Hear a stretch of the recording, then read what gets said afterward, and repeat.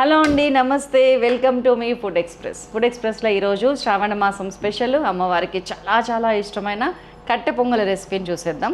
Ingredients ఒక్కసారి చూద్దాం రండి. పెసరపప్పు, బియ్యం, పసుపు, ఉప్పు, జీడిపప్పు, ఆవాలు, జీలకర్ర, అల్లం, పచ్చిమిర్చి, ఇంగువ, ఎండుమిరపకాయలు, మిరియాలు, కరివేపాకు, నెయ్యి, నూనె. ఫస్ట్ ఒక ప్రెషర్ కుక్కర్ తీసుకున్నాను. అందులోకి ఏంటంటే పెసరపప్పు ఉంది కదా, ఒక గ్లాస్ బియ్యానికి ముందే నానబెట్టి పెట్టుకున్నాను. గ్లాస్ బియ్యానికి గ్లాసున్నర పెసరపప్పు అనమాట.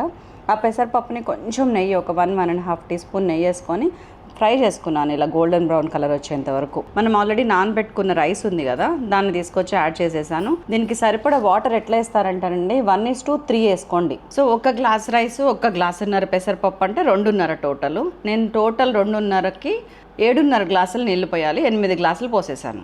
ఆ తర్వాత అందులోనే కొద్దిగా ఒక లిటిల్ చిటికెడు పసుపు, ఉందా లేదా అనిపించేంత పసుపు, ఒక టేబుల్ స్పూన్ పైగా నెయ్యి వేసేసుకున్నాను. వేసుకొని కుక్కర్ మూత పెట్టేసి ఒక 4-5 విజిల్స్ రానిచ్చాను. అన్నం పెసరపప్పు ఉడికేంత వరకు చాలు. వెంటనే కట్టేయండి.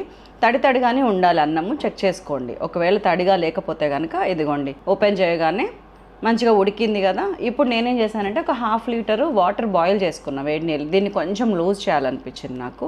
ఎందుకంటే మనం కట్టు పొంగల్ బయట తిన్నప్పుడు చూసారు కదా మీరు, ప్లేట్లు ఇట్లా పెడితే జారినట్టు ఉండాలి.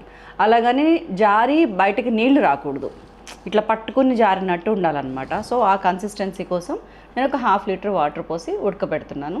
ఈలోపు ఏం చేస్తానంటే పక్కకి తాలింపు వేసేసుకుంటా. ఉడుకుతుంటే తాలింపు రెడీ అవుతుంది.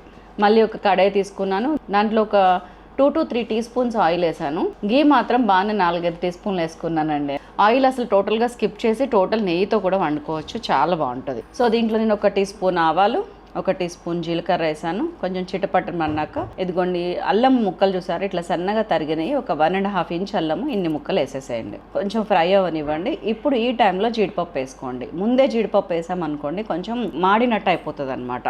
15-20 జీడిపప్పులు వేసాను బాగానే. కొద్దిగా కరివేపాకు, పచ్చిమిర్చి 4-5 ఇట్లా సన్నగా తరిగిన వేస్తే సటిల్గా ఉంటుంది కారం అనేది. పెప్పర్ మాత్రం 5 గ్రామ్స్ వేసానండి. లెక్క పెడితే 100 ఉంటాయి. కొన్ని తెల్ల మిరియాలు కూడా ఉన్నాయి చూడండి, ఊరికనే వేసాను, ఉన్నాయి కదా అని.